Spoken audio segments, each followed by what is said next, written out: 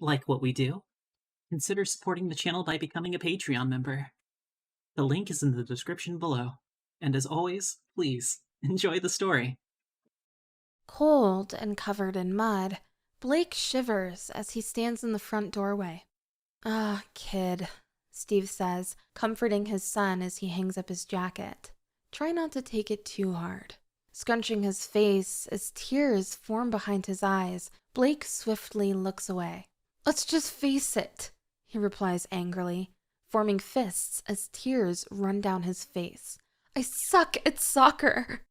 Steve's shoulders sag as he watches his kid start weeping in front of him. "Blakey," he replies softly, resting his hand on the top of his head. "You don't suck at all. Ball at your feet, you're like a little magician." "So why didn't I make the team then?" Blake growls, pushing away his father's hand from his head. Steve knows the answer, but he doesn't want to bash his son's frail confidence. "Well?" Blake repeats, but more frustrated than before. Looking down into the red, watery eyes of his child, Steve struggles to think of an excuse, a reason why that wouldn't hurt his feelings. "You see," Steve says, rubbing the back of his head, "some of those other kids, have a few years of growing over you." "It's because I'm short and weak," Blake interrupts, folding his arms tight. "I've always been shorter. I'm no taller than most of the girls in my class." "Is that you, boys?" Amy, Blake's mom, calls out from the next room. "Are you back already?" Amy wafts around the corner and into the hallway. She gives them both a warm, friendly smile. "How did the tryouts go?" she asks. Steve turns around and quickly signals for his wife not to ask. It's, however, too late. "Awful!" Blake screams, pushing past his father and running upstairs. As his soccer boots pound mud into the staircase carpet, he continues to scream, "I hate my life! I hate being me!" Slamming his door, Stephen and Amy share an awkward moment. "Not well then, I take it," Amy huffs sarcastically. Steve rubs his arm, but smiles at his wife. Poor boy. Every time he got the ball, he'd be instantly pushed off it by those bigger lads. He couldn't get into the game. "He had his heart set on that too, didn't he?" Amy replies. "He's so talented. Shame he's inherited the short genes from both of us." "Yeah," Steve agrees with a painful smile. "I watched him practice with the girls' team the other day, and it was more his level. I don't know what those other kids are eating, but some of them are like 6 foot tall already." "Yeah?" Amy asks, intrigued. "The girls' team? Huh? That's interesting." "Amy," Steve complains, wagging his finger. "I know what you're thinking, and we shouldn't." Amy gives Steve a cheeky smile. "We could at least ask him if that's what he wants." Steve shakes his head. "Aren't you worried it's going to hurt you, Amy? Since your homeworld fell, you've never been the same." "It's my power, Stephen," Amy scolds, walking towards the staircase. "I've still got 2 more lives left, and it doesn't look like I'm ever going back to Yibixus, so..." "You've already made your mind up, haven't you?" Steve sighs with a smirk. "You just make sure it's his decision if he allows you to use that funky power of yours." "Yes, dear," Amy replies flippantly, making her way upstairs. Preparing herself for a frosty reception, Amy taps lightly on Blake's door. "Sweetie," she says softly, pushing open the door. "Can Mommy talk to you?" "Go away," Blake jeers, throwing the bed covers over his head as Amy enters. "Oh, honey," Amy says as she perches herself on the side of his bed. "Dad told me you weren't quite physical enough to compete." Blake doesn't answer. He just pulls the covers tighter over his head. "Baby, talk to Mommy. I might be able to help." Blake grumbles, muffled by the bed sheets. "You want to come out from under the sheets?" Amy answers, tugging gently at the sheets. After a moment or two, Blake reemerges from underneath. As he swipes his scruffy hair from his eyes, Amy can see he's been crying. "There he is," Amy smiles. "You want to hear my idea?" Could get you onto a soccer team. Blake sniffs. Yeah? Mm-hmm. How? Remember how I told you Mommy is special? That I'm from somewhere very different? I don't believe that stuff, Mom. Please don't start with all that again. You weren't some half-human, half-cat. Half-Grimmelkin, Amy gently corrects. Oh, Mom, Blake whines. Do you actually have an idea, or should I just crawl back into bed and hope I grow a foot overnight? I could indeed do that for you, Amy laughs, leaning towards Blake with a cheeky grin. But I think everyone would have questions about how you've shot up overnight. We don't need that sort of attention. What are you on about? Blake huffs. Can I go back to bed now? The girls' team, Amy answers with a wide grin. Huh? I can only change you once, so you need to think about it, Amy states. Huh? Blake asks again, even more confused. What are you saying? I dress up as a girl and play for the girls' team? This isn't a cheesy movie, Mom. Not dress up, Amy smirks, getting up off the bed. We turn you into a girl. We make you our new long-lost daughter. What? You would be the best player on the team, Amy cheers, cupping her hands together. Think about that, Blake. The star player. The star player? Blake asks, considering it for a moment, then shaking his head. No way. I'm not a girl. Amy tilts her head and grins. True, but I could transform you into one. Ugh, Mom, stop it, Blake grumbles. You can't do that. I can. Doing this last transformation would leave me with enough life force to live out the rest of my life as a standard half-Grimmelkin, half-human. You could? Blake ponders, wiping his red eyes with his sleeve. Really? You could really do that? Make me a girl? Yep. Wouldn't that be cheating? No! How would that be cheating? Well, I'd be a boy, playing the girls' league. You wouldn't be a boy anymore, sweetie, Amy giggles.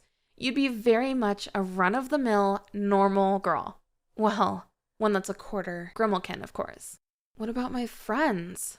What would I tell them? Well, honey, Amy says, allowing her smile to drop. You'd be starting a whole new life. You'd be like the new girl transferring to a new school. You'd have to make all new friends. Oh, Blake sighs, sinking into the bed. Don't worry though, honey, Amy continues, resting a comforting hand on Blake's shoulder. You'd soon get used to it. Star player and all. Everyone will want to know you. So, how does it work then? Blake asks, looking uncomfortably down between his legs. Does it, fall off or something? Amy throws her head back in laughter. Nothing like that. Blake smiles and goes red, thinking he's asked a stupid question. We will make a very tiny cut on your fingertip, Amy explains, still giggling from moments ago. I just have to touch some of your blood, and I can enact the change. Blake holds out a finger. So, it's like a DNA modification type thing? Amy shrugs and cups his hand with hers. Yeah, if you want, she answers frivolously. Their eyes meet, and Amy beams a smile. So, she asks, tilting her head, do you want to be the star player on the girls' team? Wait, Blake replies, taking his hand from Amy's soft grip. What's it like being a girl? Will I like it? Well, Amy smirks. You'll have to wee-wee sitting down. I gathered that, Mom, Blake frowns. I'm not a child. I do know the differences between girls and boys. Amy reaches up to touch Blake's messy, muddy hair. You don't have to keep justifying having long hair to people. You can have hair however you want it. Pigtails, pink, pixie. It's up to you, and no one will say a thing. Yeah? That's cool. I have always wanted to have blue hair. What else? Amy looks around the room and sees a pile of clothing in the middle of the floor.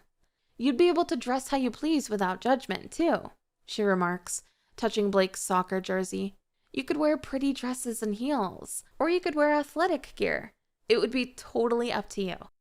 Oh? Blake grins. Someone did call me a fairy the other day for wearing my leggings to practice. Would be cool not to have to worry about that anymore. Then there's the best bit, Amy says bashfully, biting her lip as she looks away. Yeah? Amy shakes herself out of a daydream and refocuses on Blake's curious expression. Let's just say, she playfully smirks, the birds and the bees are multiple times better. Huh? Blake reacts confused. Also, Amy swiftly continues, waving off Blake's confusion, they say that Grimalkin women have powerful blood, and that's why a lot of Grimalkin women were warriors. Being a quarter Grimalkin, you'll have the power of warriors in you. Warriors? Blake asks, bouncing on the bed in excitement. Were you a warrior before you came here? Amy's face lights up. No, not a warrior. I'm something more coveted. I'm a Formador. A what? Means I'm super rare and have special abilities, Amy answers proudly. One of those abilities is being able to transform things into what I see fit. It's how I change you from boy to girl. Oh, cool, Blake grins. So you can change anything into anything else? Within reason, sweetie, Amy says calmly. See, it's a double-edged sword. It comes with a pretty strong caveat. Caveat what? Blake asks. Don't worry, sweetie, Amy replies with a wry smile. Now, do you have any more questions before you decide? I want this to be your choice. Remember, once it's done, you are a girl permanently. Will Dad be upset? About you being a girl? Yeah, I wouldn't upset him if I did change. Would I? Not in a million years, sweetie. Trust me, he'd be thrilled. Don't tell him I told you this, but he's always wanted a girl. When we first met, he used to talk about walking his daughter down the aisle. He's a big softie. Like being married? Blake asks, recoiling. To a boy? Doesn't have to be a man. Your sexuality is yours to choose. That's also a very true statement if you stay a boy. Blake's eyes glaze over as he nods in agreement. He looks deep in thought. Do you really think I'd be the star player? He asks, looking a little worried. Oh, for sure! Amy squeals with excitement. With your talents, warrior blood, and equal footing with your peers, you're going to be brilliant. Smiling at his mother's excitement, Blake nervously rubs the back of his neck. Okay, he says softly. Sorry, honey? Amy replies, not having heard him. Okay, Blake repeats, but more confidently. I want to be a girl. Slowly, Amy reaches for Blake's left hand. As she cups it delicately, she looks into Blake's eyes. Defo? Defo, he answers with a look of determination.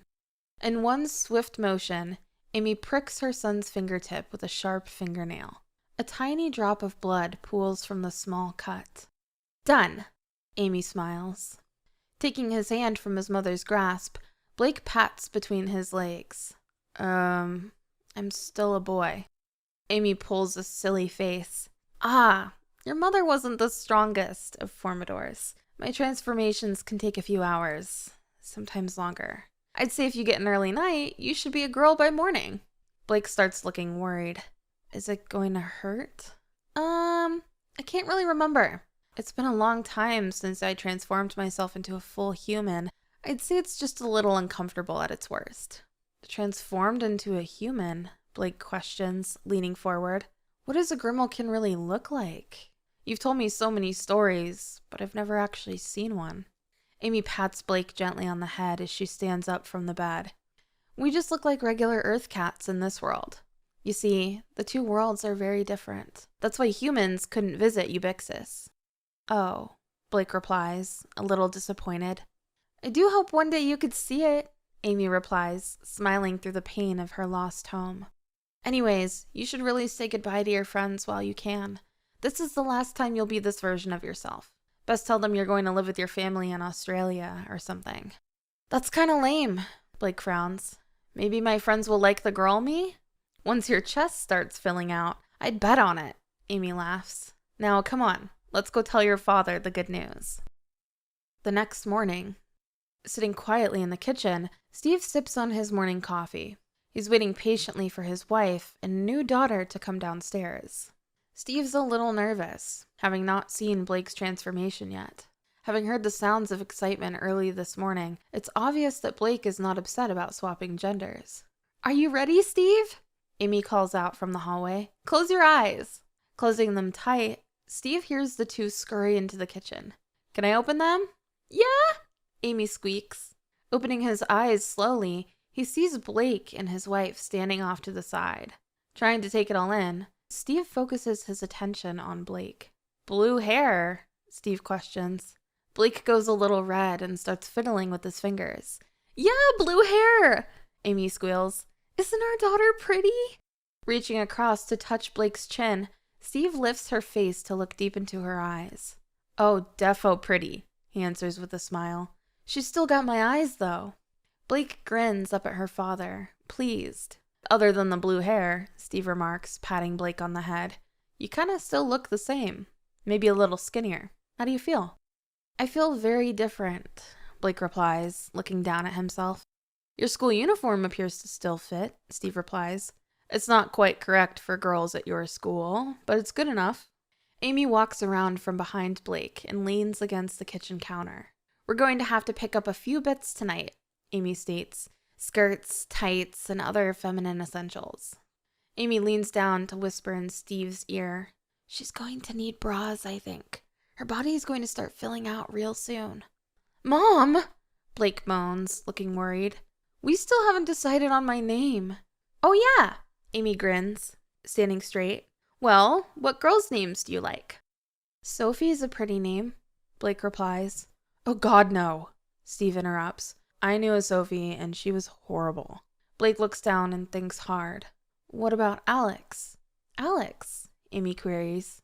Why Alex? After Alex Morgan, Blake smiles. She's like a sort of hero to me. She's one of the reasons I follow women's soccer. I guess she's even more important to me now I'm a girl. Hopefully I can play for the national team like her. I like it, Steve says. Maybe it can be short for Alexis. Yeah, Blake grins. I'm happy with that. Awesome, Amy laughs, moving to give her new daughter a big cuddle. Alex it is. Hey kiddo, Steve says, grabbing Alex's attention.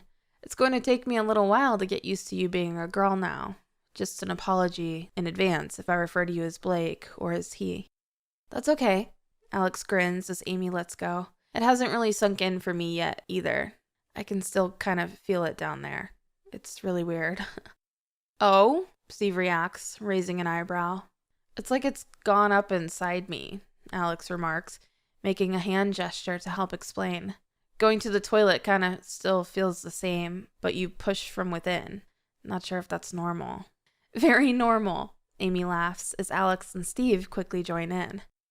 Anyway, Amy says sternly, we've got to brush your hair and put it up before school. We can't have you doing the girls' team tryouts tonight with hair all in your face. Oh, crap, Alex groans, looking tense. Will my boots still fit me? I can pick some up later if not, Steve replies, sipping his coffee. What size are you, Alex? I don't know, Alex answers as Amy starts guiding him out. Come on, sweetie, Amy says, beckoning Alex to follow her. We've got to do your hair, and I want to talk to you a little more about being a girl. I'm sure Dad doesn't want to hear us discussing our bodies. What about my boots, Mom? Alex grumbles. I can't play without them. Steve, Amy says, looking at him as they stand in the kitchen doorway. If his boots don't fit, I will text you her size later. You can defo pick some up, yeah? Yeah, don't worry, Steve smiles. Go have your girly chat that I'm not privy to. Thanks, hon. Later that evening, Steve looks down, worried at the bright pink boots on Alex's feet. Do they fit okay? He asks. Alex stamps her feet a few times before looking up with a big grin. I think so. Sorry about the color, Steve frowns. Only ones they had in the store in your size. Alex tightens her ponytail and grins. It's okay. I like them. Good, Steve replies, relieved. Where's the coach got you playing? Striker, Alex answers, looking determined. I'm going to tear the other team apart. Ooh, Steve chuckles. Fighting talk. You may look like a girl, but you're still defo my son. Steve can see the fire in his daughter's eyes, the same sort of look his wife makes when she gets super excited. Hey, Alex, a blonde girl shouts from across the field, beckoning her to come over. Steve looks up at the young girl doing tricks with the soccer ball. Made a friend? Steve asks, pointing at the girl. Oh yeah, Alex smiles, bouncing on her tiptoes. We hit it off earlier talking about my hair. She wants to come over to ours so I can dye hers. Not sure she wants me doing that, but I said I'd give it a go. Alex takes a single step forward onto the pitch. Stopping herself, she looks back at her father. Wish me luck. You don't need it, Steve shouts back as Alex runs off toward the blonde girl. The tryouts soon get going, and Steve makes himself comfortable as he watches on. Although he's watching his new daughter play, it feels all too familiar. The way Alex runs, passes, and shouts on the pitch is still very much the same. Only this time, Alex is fending off tackles, holding up the ball, and using her speed and strength. It's not long until Alex gets her first goal. Steve can't help but passionately cheer. So much so, he knows he's making a fool of himself. "Sir?" a woman says from just behind him, causing him to bashfully look around. Seeing it's the coach, Steve coughs an awkward greeting. Hello? Is that your daughter? The coach asks, pointing at Alex dominating on the pitch. Steve looks and smiles. Yeah, she's my daughter. Very talented and athletic, the coach remarks. I've not seen any of our girls that determined to succeed in a long time. Steve can't help but grin. Yeah? He replies happily. Has she gotten to the team? The coach remarks and nods. You betcha. Putting her whistle into her mouth, the coach jogs onto the pitch. Ladies, she cries out after blowing her whistle. Time to hit the showers. As the girls stop playing, the coach turns back to Steve. Sir, she says, jogging back. I am wondering, though, does your daughter need glasses? Glasses? Steve questions, looking confused. I don't think so. Why? She kept accidentally going into the boys' toilet today, the coach says, rolling her eyes. Just assumed she needs glasses. Oh, Steve nervously chuckles, probably not used to her new school yet. Yeah, the coach nods and winks. Well, I have high hopes for her. Funny, your daughter's name is Alex. She reminds me of a young Alex Morgan.